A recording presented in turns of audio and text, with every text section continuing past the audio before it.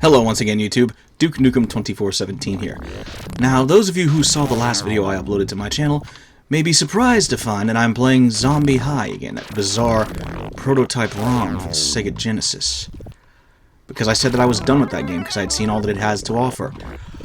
As it turns out, I was completely and totally wrong. Depeche Mode would not be impressed. If you get that joke, good for you. But anyway. Yeah.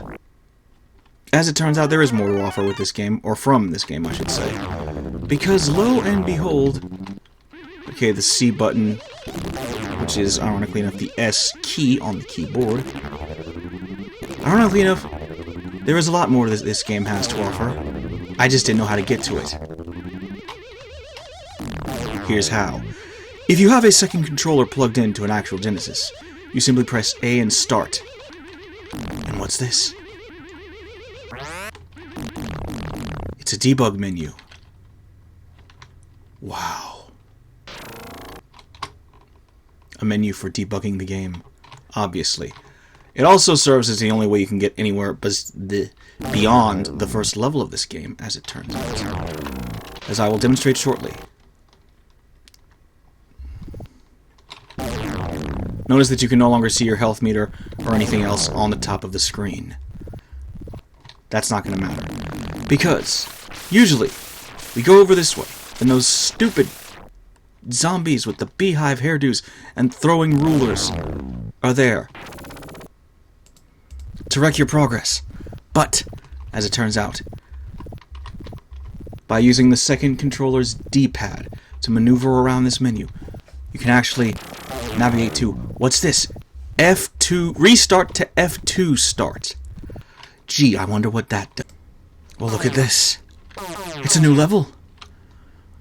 Floor 2 of this bizarre Zombie High. And this stupid idiot is throwing rulers at me and still hitting me. But thankfully, I've just set my health to infinite by changing it to FF. That's right, you can have infinite health.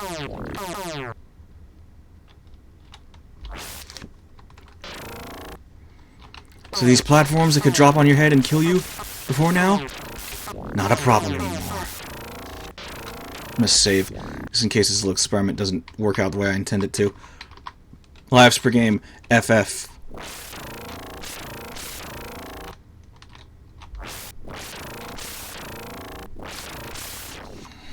Okay, the vent monster can still grab you and pull you into the vent. But other than that, these ruler-throwing zombie weirdos, they can't harm you. Look at this. Weapon level. Watch. I think hitting weapon level to FF, or setting weapon level to FF, gives you basically one-hit kills. Isn't that amazing? So the debug menu pretty much opens up the entire rest of the game. Look at that. The slime would normally be killing me. The platform's hitting Travis in the head. Oh, and by the way, your character is named Travis in this game. That would kill him too. Now, you can in fact go into that door if you want. But I'm just going to go through this door. So let me pause this recording and do that. Well, look at that. Another stairway of doom. And the blood is rising faster than before. Not to worry though. My health is infinite. My lives are infinite as well. And I might as well not borrow a line from a certain legendary Super Saiyan, because that would just be cliched. Anyway. And oh look, it's another door with a gargoyle head over it. And the door appears to have gone corrupt. And this level is called the Slugfest. So, you can see why. It's just an endless number of enemies running towards you in both directions, and you have to basically mow them down with your slime gun. It's bizarre that your gun shoots slime, but the enemies mostly dissolve into slime. It's like that zombie in the t-shirt and brown pants right there dissolves into the same color of slime that you shoot. It's a little bit bizarre. Unfortunately, story details for this game are in fact quite scarce, if they even exist at all. So, I'm not gonna really try to analyze things too much here because, you know, there's not much to analyze.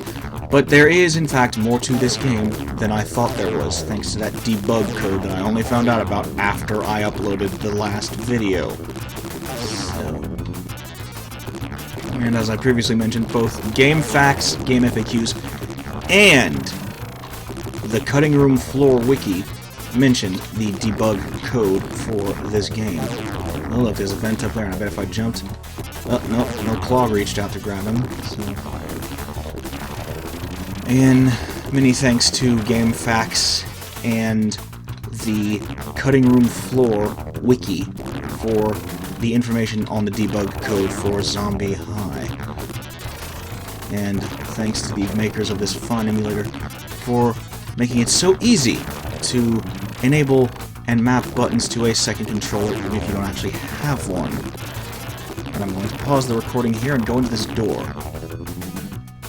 Back in a sec. Okay, the door opening thing... God dang it.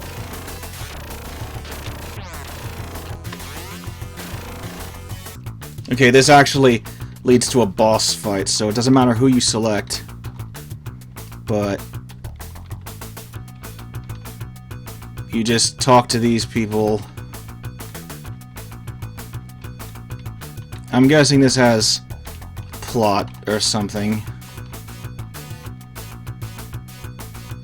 And I'm going to press the C button, which actually does something here. And I'm going to pause the recording before that so I can go to the boss fight coming up. So, back in a sec. Alright, and welcome to the boss fight. You have to have infinite health for this part, because otherwise... jumping onto the desk to make the boss move will kill you, pretty much, in one hit. I have no idea what the point of this is. You have to basically jump over here, grab this grenade, and then throw grenades at this jumping, knife-throwing abomination here. And you keep doing this until the boss explodes, pretty much. So... I don't really know what the point of this game is. Like, the story, as in. Obviously, it's... something has caused the high schools become infested with slime-spewing zombies and other bizarre beings and such, but I don't know what has caused this. The game does not have a manual. I mean, this ROM did not come with a manual. I'm assuming documentation was written up for press kits and such, but I have yet to find anything confirming the existence of said documents. So, this boss fight is extremely weird. And...